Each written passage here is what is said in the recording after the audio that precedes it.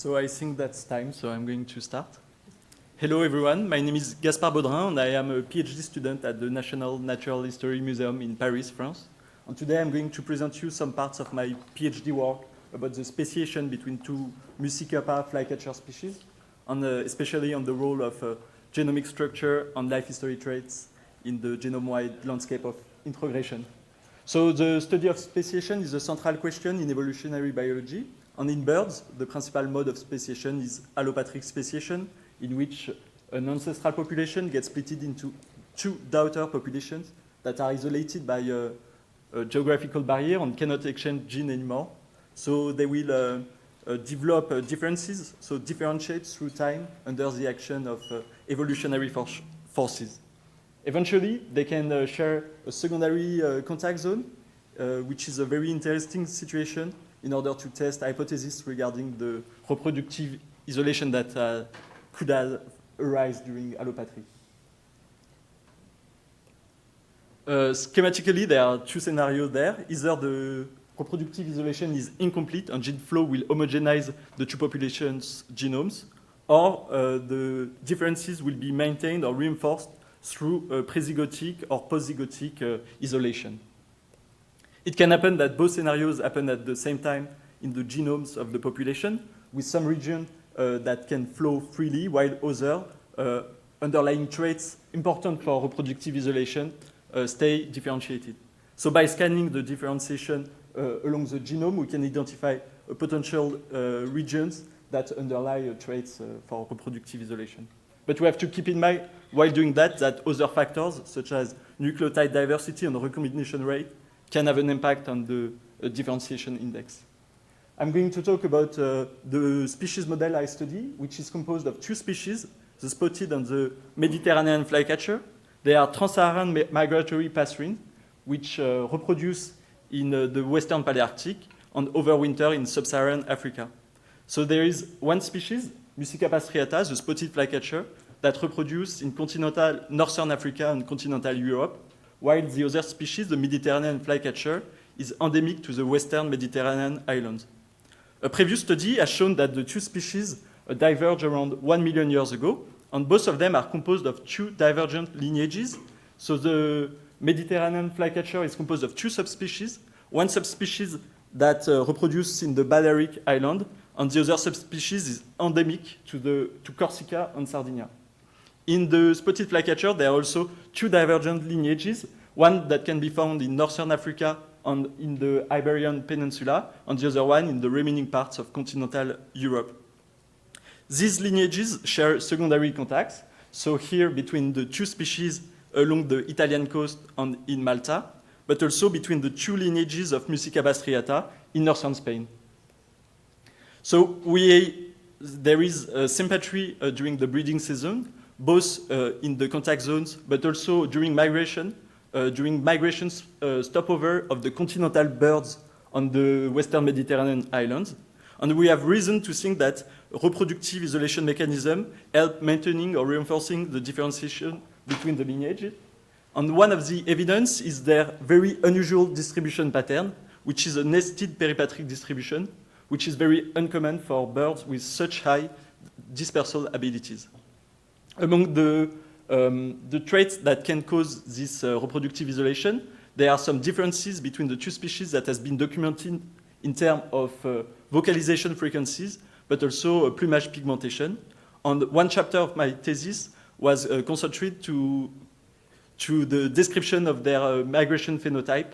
So I have shown that the two species have very different migration routes. The goal of this presentation today is to investigate the hybridization in the contact zone and try to identify genomic regions that might be of particular importance concerning their reproductive isolation. So the first step was to sequence one individual of the spotted flycatcher in order to assemble its genome.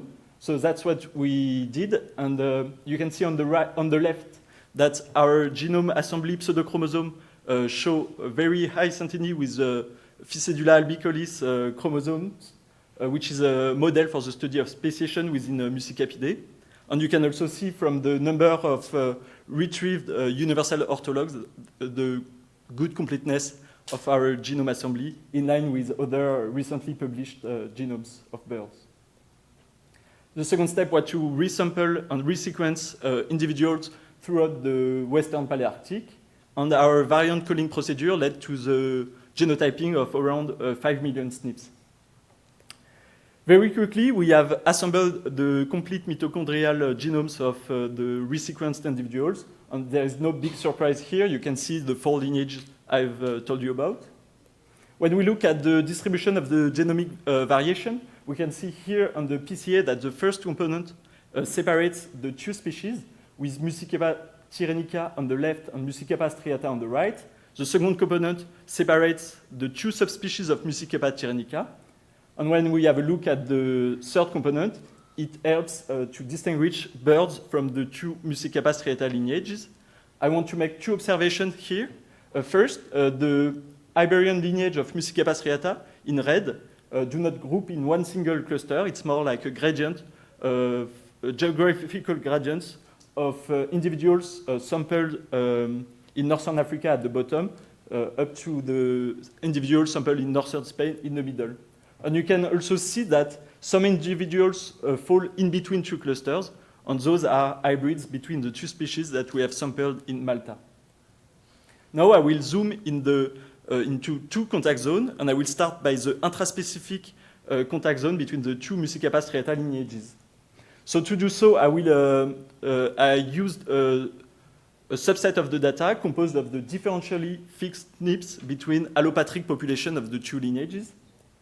And you can see here on the triangle plot showing the allele frequency of the continental lineage and the heterozygosity among those SNPs that the individual that we have sampled in Spain seems to be late generation backcross, which indicates that there is an introgression from the continental lineage into the genome of the Iberian lineage. When we look at the differentiation, we can see that the mean differentiation is very low throughout the genome, which is coherent with the introgression that I've just told you about. But we can see that the landscape is heterogeneous, with some region of elevated FST. And among this region, 5 regions really stand out, and they contain a huge majority of the fixed differences. And I will now take the example of one of these regions that is located at one end of chromosome 20, and its differentiated region. So when we look at the genotype of the differentially fixed SNPs for this region, we can easily see 3 clusters at each corner of this triangle, which is a very common pattern for regions with low recombination. And when we look at the linkage disequilibrium, we can see that there is a very high correlation between the genotypes of the individuals in that region. But when we look at the correlation of the genotypes between the individuals of only one cluster, we cannot find this signal anymore, which is, once again, a very typical pattern of suppressed recombination region. So our conclusion here was that between these 2 lineages, there is an homogenization process, a despeciation process, but this process is limited in some regions because of structural rearrangement, because we have reasons to think that these regions are chromosomal inversions. When we look at the interspecific differentiation, so here I will present you the triangle plot for the individuals sampled in Malta. We can see that the pattern is different here. There is some hybridization and some introgression, but most of the individuals sampled in Malta are backcrosses. So from the first generation of backcross up to the 5th or 6th generation.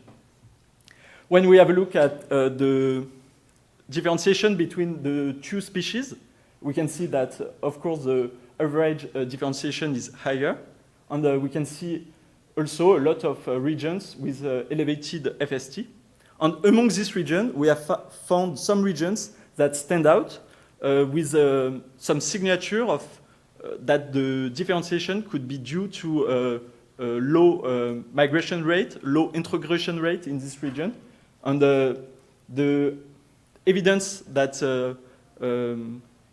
that supporting this hypothesis are both an elevated FST, but also an elevated absolute differentiation dxy, and also a low correlation between the absolute differentiation and the nucleotide diversity. Among this region, we have found that there is an enrichment for genes involved in the lipid synthesis, and especially one pathway, which is the glycosphingolipid biosynthesis. So from now on, it's work that's still going on, but I will try to give you some interpretation.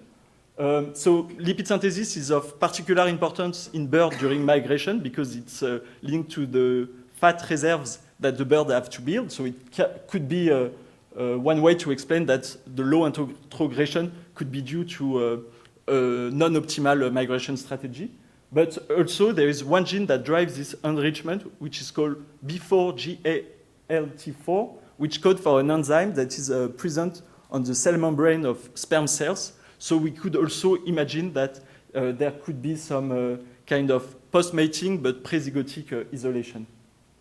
So because we think that these outlier regions are caused by a low introgression rate, we wanted to see if we could find that among the genomes of the Maltese hybrids. So I present you here the allele frequency for the differentially fixed SNPs within the hybrids. And our hypothesis was that the SNP from this region could be found either at one end or the other of the distribution.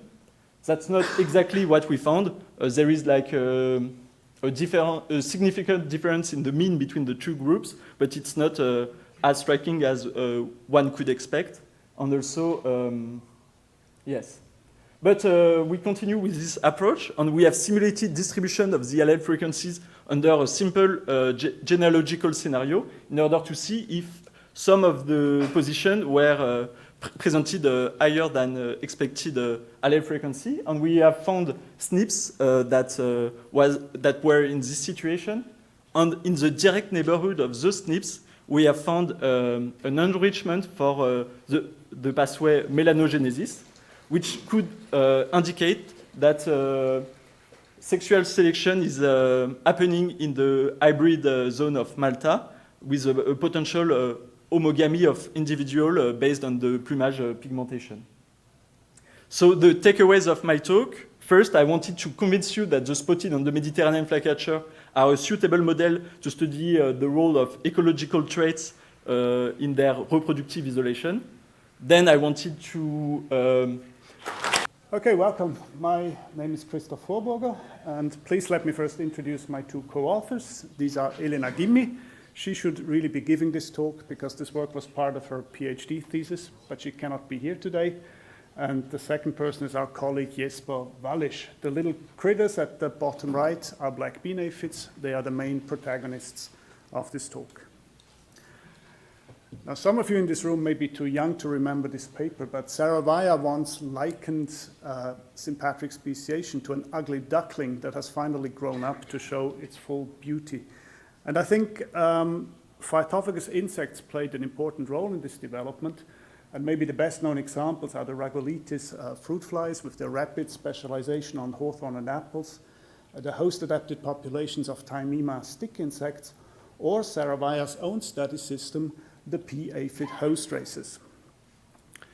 In her pioneering work, Saravaya has shown that aphid clones collected from alfalfa survive and reproduce very well on alfalfa, but die almost instantly on clover, whereas clones collected from clover do well on clover, but not on alfalfa.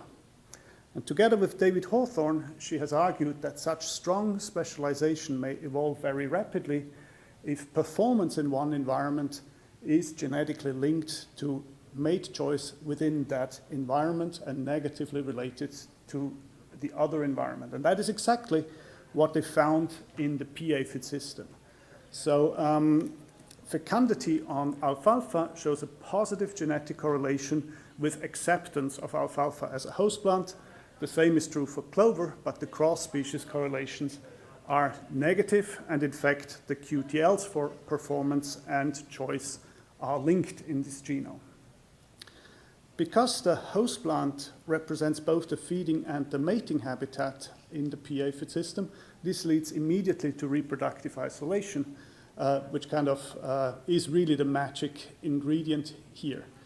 And that seems to work really well, because meanwhile we have learned that virtually every genus of legumes has its own specialized population of P. aphids. But what if host choice and mate choice are not tightly linked or even discrete?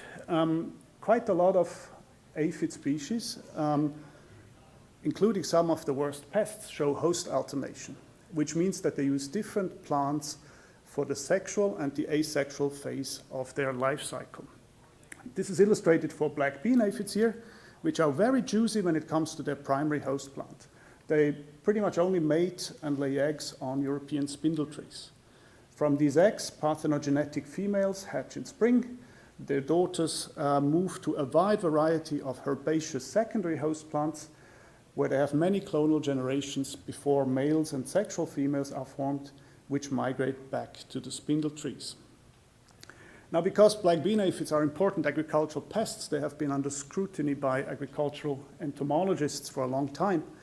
And through careful work, they have figured out that they do not really represent a single homogeneous population, even though they all look exactly the same.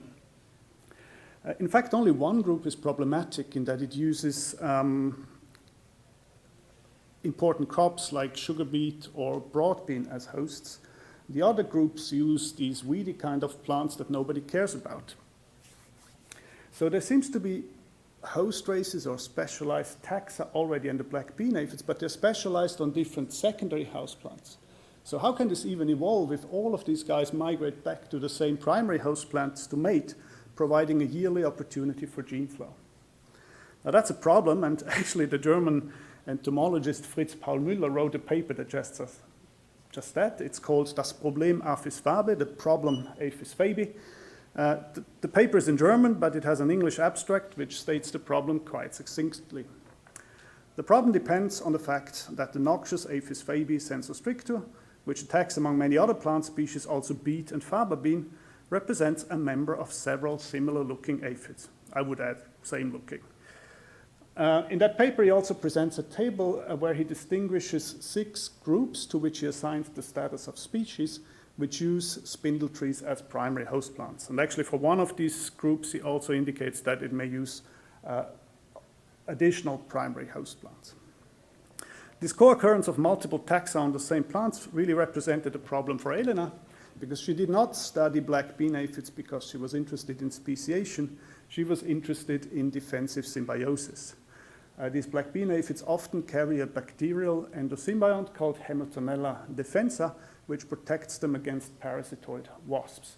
And she wanted to test a number of predictions on this symbiosis by simply following the prevalence of the symbionts in the aphids over 2 entire years. But she was only interested in the pest group, in Aphis fabi, which it is now called. So she had to somehow pull the right guys out of that mixture of aphids on these spindle trees. The solution she found was simply genotyping them with microsatellites using clustering analysis, and that worked quite well. So problem was solved. But doing that, she developed an interest in studying the genetic structure of these things more closely. So she supplemented the huge sample she already had from spindle trees with samples from additional host plants. As I said, there might be 2 other trees that these guys use as primary hosts. We also selected samples from Viburnum. We didn't collect from Philadelphus because it doesn't really occur in Switzerland other than as a rare ornamental. And we sampled from a total of 14 different secondary host plants as well. So what did we find? Independent of whether we used the well-established structure algorithm, the faster SnapClust, or DAPC, we could always distinguish 6 genetic clusters. 3 of them were quite easy to identify, partially because we had reference samples, and we're pretty sure also the other 3 clusters already have a name, but that will require a bit more work to be sure. these clusters not only differ in their allele frequencies, they also differ in the frequencies of infection with facultative endosymbionts. I have already mentioned Hemlotamella defensa. There is a second symbiont called Regiella insecticola, which occurs quite commonly in this species. And as you can see, these symbionts are quite rare in 3 of the clusters. In the others, they are quite common, but with massive differences in their infection prevalences. So I think this represents independent evidence that these groups are really quite distinct. So how are they associated with host plants? Let's look at the spindle tree first, and it's actually as predicted by Müller. There are mainly 4 genetic clusters using spindle tree as primary host, including the yellow one, cluster 1, which is the pest species Aphis fabi. On the other primary host plant, there is a bit of overlap, but there are mainly 2 other genetic clusters using this plant. So there's also specialization at the level of the primary hosts, and there certainly is at the level of secondary host plants, as already known by the agricultural entomologists. Sometimes it's almost absolute. So it's in fact true that sugar beet or the related chenopods are only colonized by the pest aphid. For example, Tropaeolum is also only colonized by a single cluster. But then there are plants like the common poppy, which seem to be suitable hosts for quite a number of these taxa. You will also notice that some individuals here are indicated as undetermined, which simply means that we couldn't assign them to one genetic cluster with more than 80% probability. So the obvious question now is, do these taxa hybridize? And the answer is they do, but not a lot. We used the new hybrids software to try and infer putative first-generation hybrids. Our best guess, best estimate is the better word, is that only 73 out of more than 2,000 genotypes were actually first-generation hybrids. Most of them were hybrids between clusters 1 and 4 or 2 and 5. Other combinations were rare. Hybridization between cluster 1 and 4 is a bit surprising at first glance because they actually mate and occur on different host plants. But as I said, there is a bit of overlap, and I should also add that these 2 shrubs are really so common in European hedgerows or forest edges that they literally grow side by side with their twigs intertwined. So I think it's quite reasonable to assume that these guys can meet each other, mate as well. More important was that the vast majority of these hybrid genotypes were collected from primary hosts in spring. Only very few were found on secondary hosts in summer, and even fewer were among those aphids that returned to the primary host plants in fall. What we think that means is there's really both prezygotic and postzygotic isolation contributing to keeping these taxa apart. There would have to be many more hybrid genotypes if these aphids simply mated randomly on the primary host plants. And even though some hybrids are formed, very few of them make it through the summer. So we believe there is actually selection against hybrid genotypes. So to summarize, the black bean aphid Hi, everybody. Thank you for being here. I'm Elizabeth Stacy. My co-authors are Miriam Hadi and Cassandra Connor. And Dobzhansky-Muller incompatibilities. So they can manifest independent of the environment. These are the classic DMIs. Or they can appear sort of in concert with environmental conditions. And this would be a G by G by E interaction. And both of these may play an important role in speciation, but we know less about the latter, here the G by G by E, and we know even less about how either of these impact speciation in trees. Now, for a number of reasons, speciation, or the evolution of isolating barriers, is expected to be pretty slow in trees. So trees often occur in large continuous populations. They have a long lifespan, predominant outcrossing, and high capacity for gene flow. They also tend to have an immense fecundity that lasts over many years, and so that means that the consequences of poor mate choice in any single year aren't that dire. And all of these things will tend to slow the evolution of isolating barriers. But there's this group of trees in Hawaii called Hawaiian Metrosideros, and it's a hypervariable group, about 3 million years old. It's an adaptive radiation, And its many races, varieties, and species are non-randomly distributed across continuous forest stands that dominate the islands. And you can see here, this is a smattering of its forms. They are distinguished through vegetative traits that suggest differential adaptation to contrasting environments. And as you might know, Hawaii is famous for its tremendous climatic heterogeneity over small spatial scales. Yeah.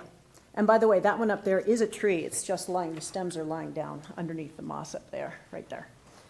Okay, so we have evidence of this differential local adaptation. We also have evidence that this group captures multiple stages of speciation due to a broad range of FST values amongst these populations, as well as a range in the abundance of hybrids that we find in nature.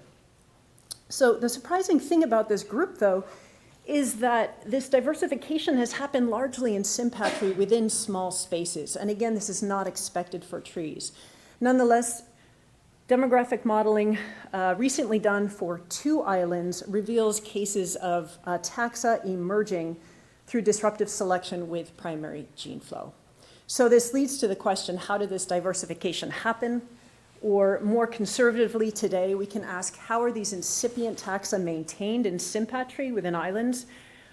Is immigrant inviability over small spatial scales sufficient to do the job, or are there other barriers? And I can tell you that prezygotic barriers appear to be quite weak for most taxa in this system. For example, sorry, I'm not very good at this. Got to coordinate.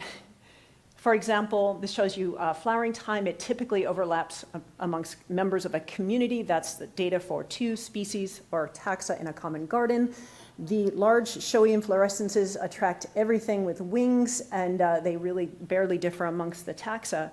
And perhaps more importantly, Darren Irwin recently showed through modeling how even strong prezygotic barriers are going to do be less effective than weak postzygotic barriers in maintaining boundaries among hybridizing forms. And these are definitely hybridizing forms, most of them. So all of this points to hybrid fitness as being a key factor in the maintenance of forms in this group. So we've been trying to figure out hybrid fitness and other isolating barriers in this system for a while. So doing artificial crosses in the field on 2 islands since 2006. These crosses involve 11 taxa and their F1s. And you can see here that we have a range of interesting environment-independent incompatibilities arising. We think this is hybrid necrosis. We also have woody leaf veins emerging on 2 islands. I think that might be part of hybrid necrosis. We're trying to figure that out. We also have variegation. And while I find these fascinating and important, I don't think their distribution is sufficient to explain the maintenance of the majority of taxa. I think we need a more general mechanism. And also, they fail to connect reproductive isolation with that differential local adaptation. Meanwhile, Ken Thompson et al., and I think I saw et al., Jen, in the back, recently came out with this paper where they showed that transgressive hybrid phenotypes can result through additive genetic variance alone along 2 or more trait axes, and that can translate to epistasis for fitness in conjunction with environments. And that would be that G by G by E interaction I mentioned. And this is incredibly intuitively appealing for trees because trees have predominantly a polygenic basis to their traits. And again, it would connect reproductive isolation with differential local adaptation. So this is sort of the framework that I have in my head.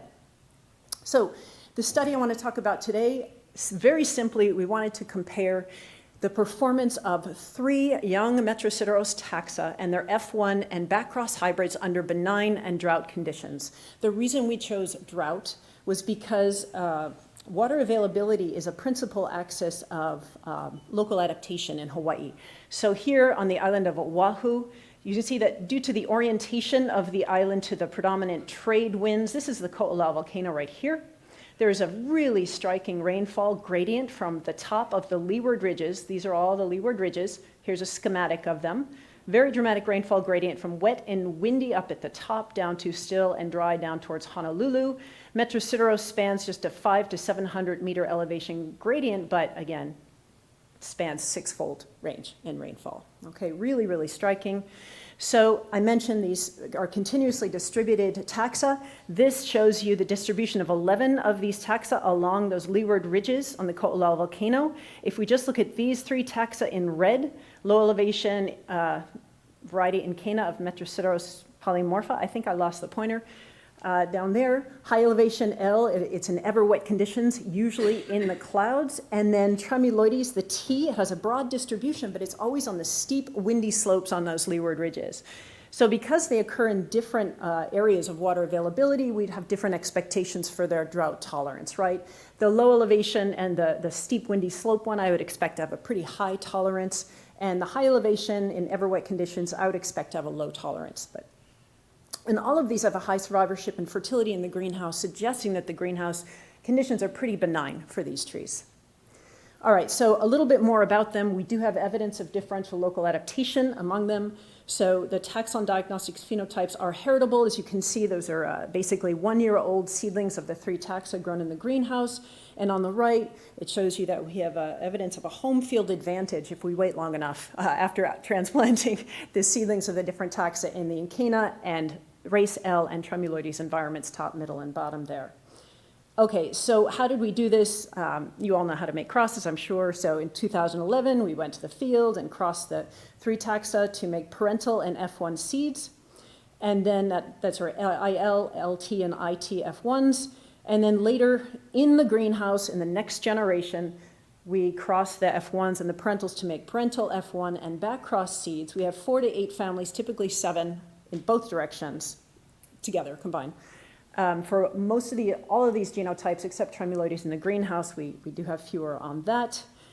And then essentially, we exposed 3.5-year-old saplings of all 12 genotypes to a drought recovery drought regime. These are in 12-liter pots, and they were given a few months to acclimate to those. We had a sample size of 30 in this experiment. There, it's back. Okay, so we measured them pre-drought, and then we exposed them to 7 or more weeks of drought, controlling the rate of dry down, maintaining a low level of soil moisture for the last 3 weeks, gave them a 4-week recovery period under normal greenhouse watering, and then exposed them to another drought where we did not control the rate of water dry down. We brought them all the way to death, but we measured them at various points along the way. We had controls, which I won't talk about, and we measured photosynthesis using the Lightcore 6800 right here, and other measures, but I'll only talk about photosynthesis because this just wrapped up, and this is all I have. Okay, so right here, this is just showing you the raw data for assimilation. So the basic measure of photosynthesis for the 3 parental taxa at the start, this keeps going away, at the start of the experiment, to the end of the first drought, through the recovery period, and at multiple points throughout the second drought. That's the raw data, just to give you a sense of what it looks like. You'll see I'm going to report something a little bit different because we found that there were 2 factors that influenced our response variables. So leaf temperature, which we could control only so well in the greenhouse in East Hawaii, and then something called P3 delta F. So rather, I'm going to present the results of the analysis of the residuals of these 3 response variables regressed against those 2 to better control for them, okay? So here we go. Here are our results. I'll start by presenting just the results for the 3 parental taxa, and all of these results slides look the same, all right? We've got ILT across the top. Then we have this diagram showing us what phase of the experiment we're at.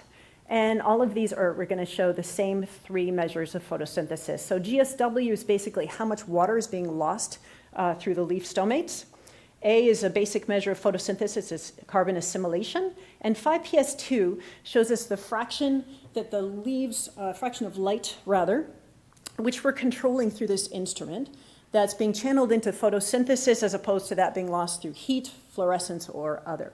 Okay, and what you can see here is that under ample water in the pre-drought conditions, there's only very subtle differences amongst these taxa. What we see is slightly higher GSW in 5PS2 from the high elevation one compared to the lowest elevation one, suggesting they deal a little bit differently with light and water, but actual photosynthesis rates did not differ. Then we go to the drought, and we see that, not surprisingly, they all just shut down. They said, we're done. Like, we're not going to do much here. We're going to drop our photosynthesis rates. There are no differences amongst them in any measure, but something interesting did happen. You see I've got T circled here. In 4 weeks into this first drought, half of T's leaves turned yellow and just dropped right off. And so you see a picture there of the Tremuloides plant 4 weeks into the drought compared to a control. And this became important later in the experiment in the second drought. During the recovery period, they all recovered, but not quite to the point of pre-drought levels of photosynthesis or other functioning, with the high elevation L doing a little bit better than the others. But again, photosynthesis rates are the same. And then finally, the second drought, everybody crashed down again. They behaved actually very, very similar, with the only difference being Tremuloides, the one that did that really cool leaf drop trick, was able to sustain functioning of its remaining leaves for significantly longer and survive significantly longer.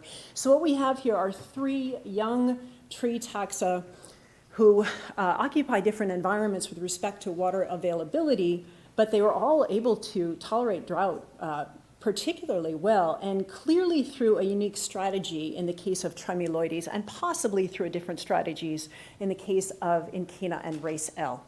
We'll see. All right, so next I'll present the results for the pooled parentals, pooled F1 and pooled back crosses. Again, same measures, and what you can see here is pre-drought under ample water. There are absolutely no differences amongst the parents, F1s and back crosses when pooled.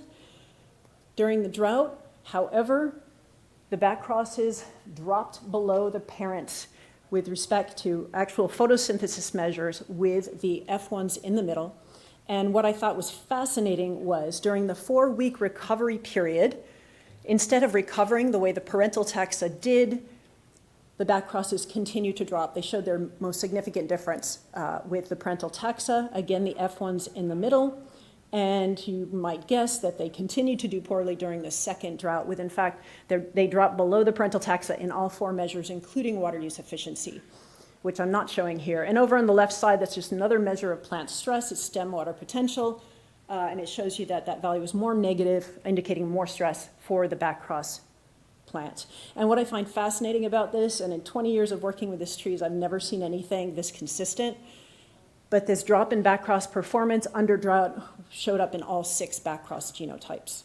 All right, this is showing you assimilation for each of the groups. So IL in the top left, LT and IT. The 2 parental taxa are connected by the line, the F1s are in the middle, and the backcrosses are down here. And that's just assimilation. Okay, so to sum up, because I'm running out here, so these are 3 recently diverged taxa. They're very different. They grow in different environments. I think their differences are predominantly due to additive genetic variants. I didn't really show you that, kind of have to take my word. Despite their contrasting environments, they show some impressive drought tolerance, possibly and definitely in the case of T through different mechanisms. This universal backcross failure under drought points to ecology-dependent DMIs, and I think these ecology-dependent DMIs may maintain closely related hybridizing tree taxa in sympatry, and therefore they may be important at the early stages of speciation in trees. So I'd like to thank these people and for help, and thank you very much for your attention.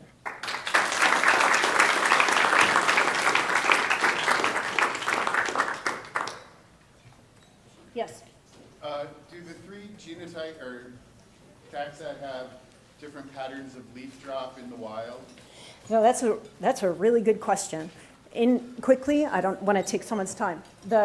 This whole group has the capacity to do partial dieback, where it kills whole stems, but this is the only, under stress it seems, this is the only taxon that appears to do partial deciduousness of leaves, like on a dime.